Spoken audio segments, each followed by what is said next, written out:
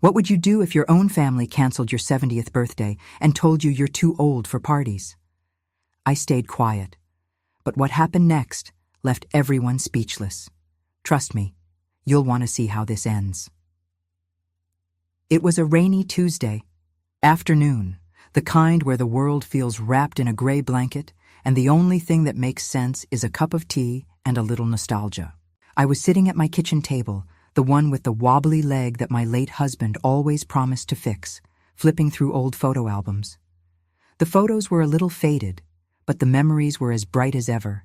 Me in a polka dot dress at my 30th, my son's first birthday with cake smeared across his cheeks, my husband's goofy grin at our 40th anniversary. I could almost hear the laughter echoing through the years, the clink of glasses, the off-key singing of Happy Birthday.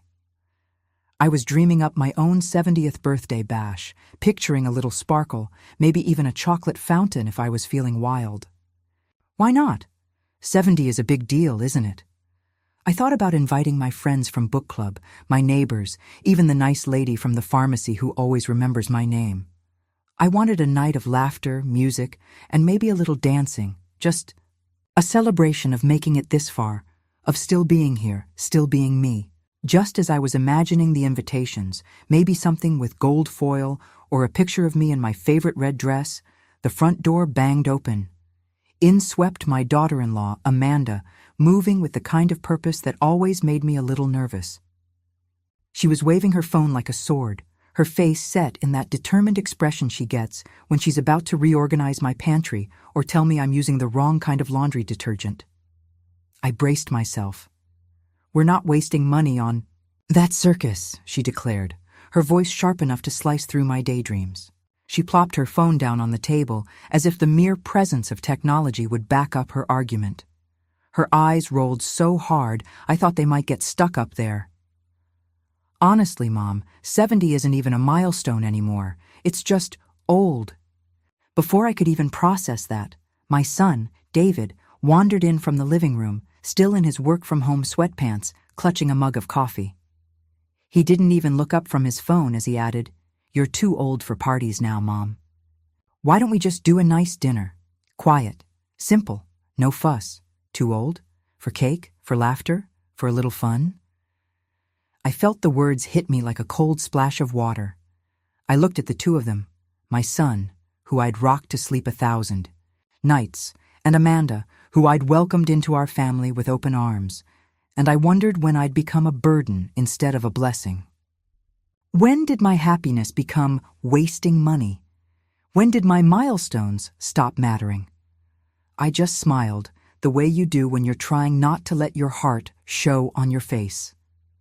"No problem," I said, my voice as steady as I could make it.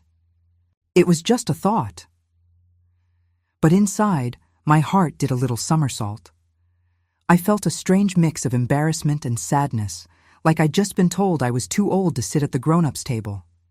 I tried to brush it off, but the words stuck to me like lint. Amanda started scrolling through her phone, probably looking up budget-friendly birthday ideas for old people, while David wandered back to his laptop, already lost in his emails. I sat there, staring at the photo album, the images suddenly looking a little more faded, a little more distant. Have you ever felt invisible in your own family? Like you're just background noise? I wanted to shout, "Hey, I'm still here, I still matter." But instead, I just closed the album and set it aside. I thought about all the parties I'd thrown over the years, dozens of birthdays, anniversaries, graduations, baby showers. I'd baked cakes, hung streamers, and made sure everyone felt special. I remembered the time I stayed up all night making a dinosaur cake for David's 5th birthday, or the surprise party I organized for Amanda when she got her promotion. I'd always believed that life was meant to be celebrated, that every year was a gift. But now it seemed my own celebration was too much, too expensive, too unnecessary. I tried to tell myself it didn't matter. After all, it was just a party. But the truth is, it wasn't about the cake or the decorations. It was about feeling seen, feeling valued, feeling like my life was still worth celebrating. I wondered if other women my age felt the same way, like the world had decided we were past our prime, that our best days were behind us. Was I being selfish for wanting a little joy, a little recognition? As the rain tapped against the window, I made myself another cup of tea and tried to shake off the disappointment. Maybe I was being silly. Maybe 70 really wasn't a big deal. But as I looked at the empty kitchen, the silence felt heavier than usual. I promised myself I wouldn't let it get to me. I'd play along, keep the peace, be the easy mom. But deep down, a little spark of rebellion flickered. Maybe, just maybe, I wasn't ready to fade into the background just yet. And so, with a polite smile and a heavy heart, I let them cancel my party. But I couldn't help but wonder, if I didn't celebrate myself, who would? Weeks passed, and the house settled into a hush that was almost too loud. No party, no calls, not even a text from David or Amanda to check in. The calendar on my fridge, once dotted with reminders for family dinners and grandkids' soccer games, was suddenly blank. It was just me, my garden, and a whole lot of quiet. At first, I tried to fill the silence with chores, dusting shelves, reorganizing the pantry, even alphabetizing my spice rack, which, let's be honest, lasted about a day before I mixed them all up again. But the truth was, the quiet pressed in on me, making me feel smaller with every passing day. I'd always prided myself on being the glue that held our family together. I was the one who remembered everyone's birthdays, who sent cards for every occasion, who made sure there was always an extra seat at the table. Now I found myself wondering if anyone even noticed my absence. Was I really too old for joy? For celebration? Maybe David and Amanda were right. Maybe 70 wasn't a milestone. Maybe I was just supposed to fade into the background, like an old photograph left out in the sun. I tried to keep busy.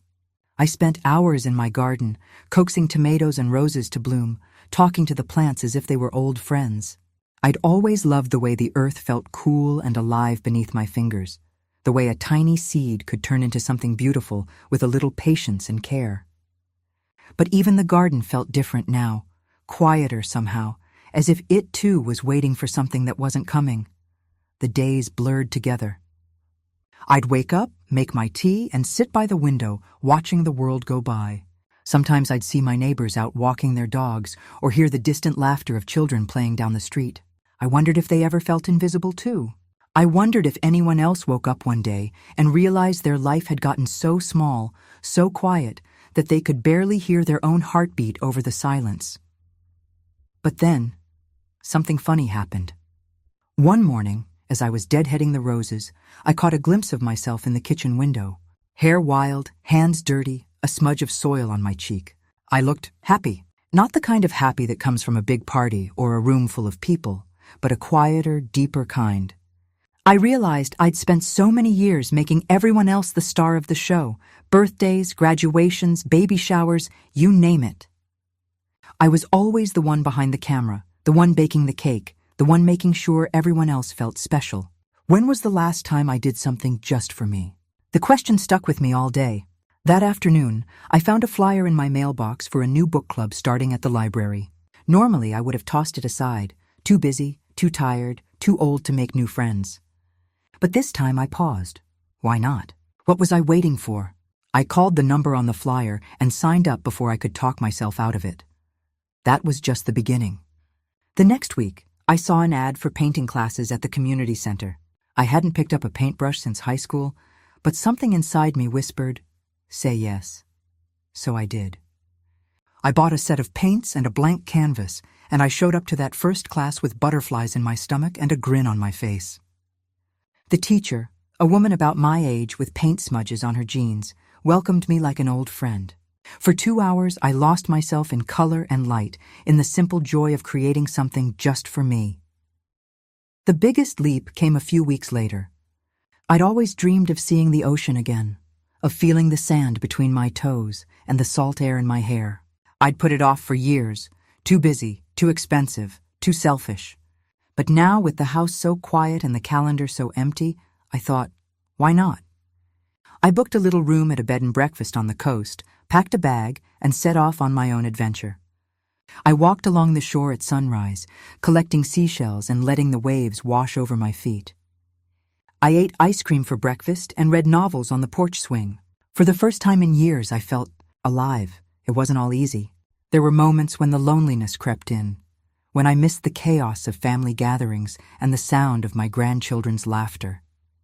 But there was also a new kind of peace, a sense of freedom I hadn't felt in decades. I realized I didn't need a big party or anyone else's permission to celebrate my life. I could make my own joy in my own way, on my own terms. By the time I returned home, the garden was in full bloom, and so was I. I started saying yes to myself more often. Yes to new experiences, yes to old dreams, yes to the simple pleasures that made my heart sing. I joined the book club, kept painting, and even started planning a little get-together with friends from the neighborhood. No clowns, no circus, just laughter and good company. The silence was still there, but it didn't feel so heavy anymore. It was filled with the sound of my own voice, my own laughter, my own dreams coming back to life. I realized that sometimes the quiet isn't something to fear. It's an invitation to listen to yourself, to rediscover who you are when no one else is watching. And for the first time in a long time, I was excited to see what would happen next.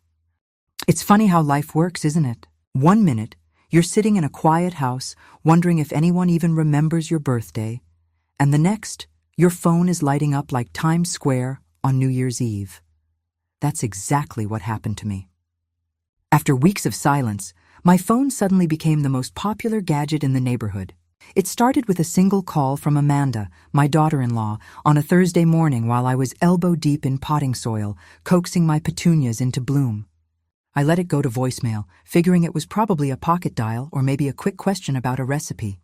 But then she called again, and again, and again.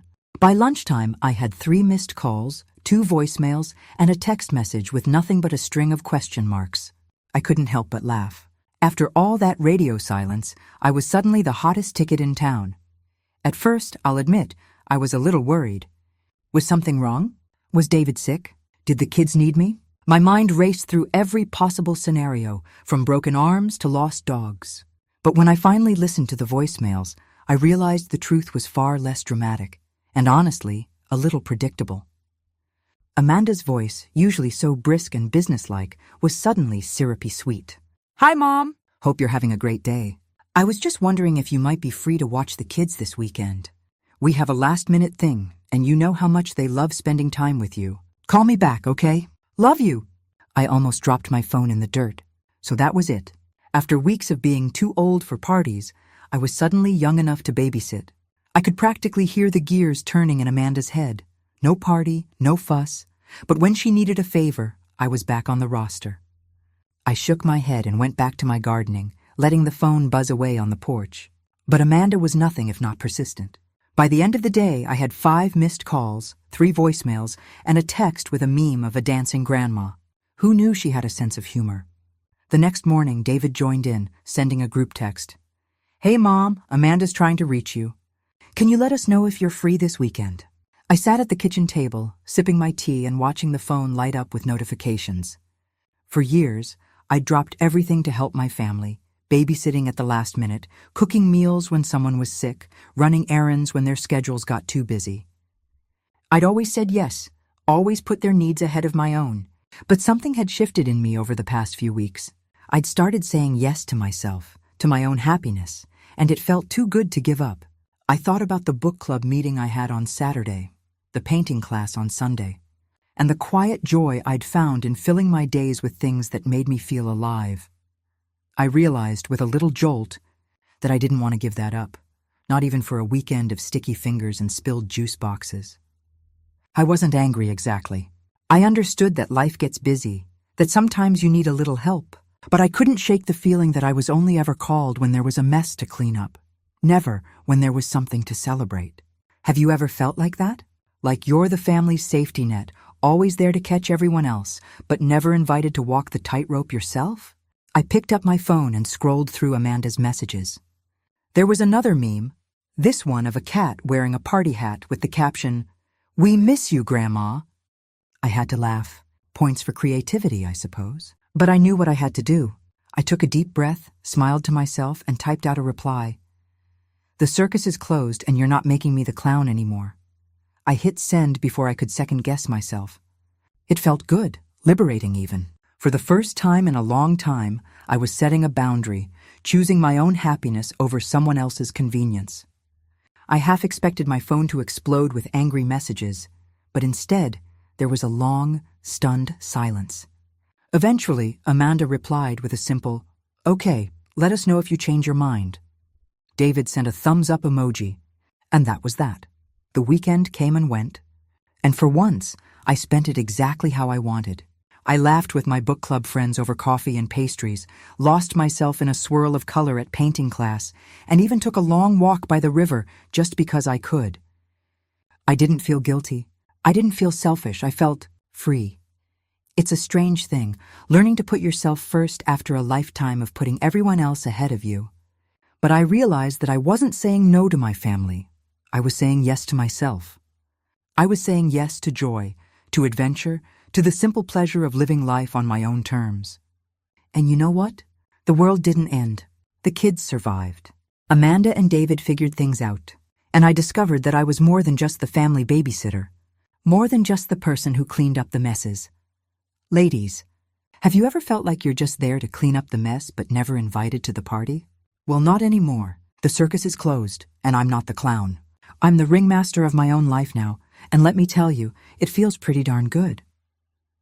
There's a certain kind of freedom that comes with finally realizing you're the ringmaster of your own life. It's not loud or flashy, but it's steady and sure, like the sun rising after a long, stormy night. That's how I felt as I stood in my backyard, the late afternoon light filtering through the trees, a gentle breeze carrying the scent of blooming roses and fresh-cut grass. I'd decided, after all the drama and disappointment, that I wasn't going to wait for someone else to celebrate me. I was going to do it myself, and I was going to do it my way. So, I threw myself a little garden party. Nothing fancy, just a handful of close friends, a table draped in a cheerful yellow cloth, and a spread of homemade treats that would make any potluck proud. There was lemonade with fresh mint from my garden, little tea sandwiches, and a chocolate cake I'd baked from scratch, just because I could. I even splurged on a bouquet of sunflowers, their bright faces turning toward the sun like they were cheering me on. No clowns, no drama, just pure, simple joy. As my friends arrived, the backyard filled with laughter and easy conversation. We swapped stories about grandkids and travel dreams, shared recipes, and reminisced about the days when we were the ones chasing toddlers around the yard. There was music, oldies of course, because nothing gets a group of women our age singing like a little Motown, and even a bit of dancing on the patio, shoes kicked off and all. For the first time in a long time, I felt completely at home in my own skin, surrounded by people who saw me, who valued me, who celebrated me just as I was. I looked around at my friends, each of them with their own stories of putting others first, of being the glue that held their families together, of quietly making magic happen behind the scenes. We'd all been the clowns in someone else's circus at one point or another, but today, we were the stars of the show. There was a lightness in the air, a sense of possibility, as if we'd all remembered something important about ourselves that had been buried under years of shoulds and have-tos. As the sun began to dip behind the trees, painting the sky in shades of pink and gold, I heard the gate creak open. I turned to see David and Amanda standing there, looking a little out of place, a little sheepish. Amanda was holding a small bouquet of daisies, and David had a bottle of wine tucked under his arm. For a moment I wasn't sure what to say. Part of me wanted to be angry, to remind them of all the ways they'd made me feel invisible. But another part of me, the part that had learned to say yes to joy, just smiled. "Come on in," I called, waving them over. "There's plenty of cake left."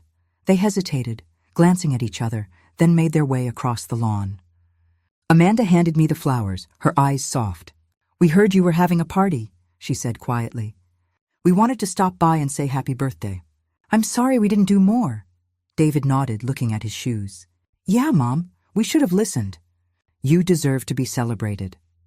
I took the flowers and set them on the table, then pulled them both into a hug. "Thank you," I said simply. "I'm glad you're here." And I meant it. Because this time it was on my terms. I wasn't the afterthought, the emergency babysitter, or the background noise. I was the host, the honoree, the ringmaster of my own little circus. We sat together for a while, sharing cake and stories, the awkwardness melting away as the evening wore on. My friends welcomed David and Amanda with open arms, and soon the whole group was laughing and swapping tales. It wasn't the big, splashy party I'd once imagined, but it was perfect in its own way, intimate, genuine, and full of love. As the stars began to twinkle overhead and the last of the lemonade was poured, I felt a deep sense of peace settle over me. I realized that happiness isn't something you wait for someone else to give you. It's something you claim for yourself, one small yes at a time. I thought about all the years I'd spent putting everyone else first, about the times I'd said no to my own dreams because I was too busy, too tired, or too worried about what others might think. But not anymore. Now, I was saying yes, to laughter, to friendship, to new adventures, and to the simple joy of being alive. I was done waiting for permission to celebrate myself. I was done being the clown in someone else's circus. I was the ringmaster, and the show was just getting started. So, here's my question for you, dear reader. When was the last time you put yourself first? When did you last say yes to your own happiness? Maybe it's time to throw your own little party, to gather your friends, to dance barefoot in the grass and eat cake just because you can. Life is too short to wait for someone else to make you the star of the show. If this story made you smile, or if it reminded you of your own strength, I hope you'll stick around. Subscribe for more stories about women like us, bold, brilliant, and never too old for a little fun. Because this circus, it's got a brand new ringmaster, and her name is you. If you've ever felt like the clown in someone else's circus, it's time to take off the red nose and step into your spotlight. Hit subscribe for more stories about women like us, bold, brilliant, and never too old for a little fun. Because this circus, it's got a brand new ringmaster,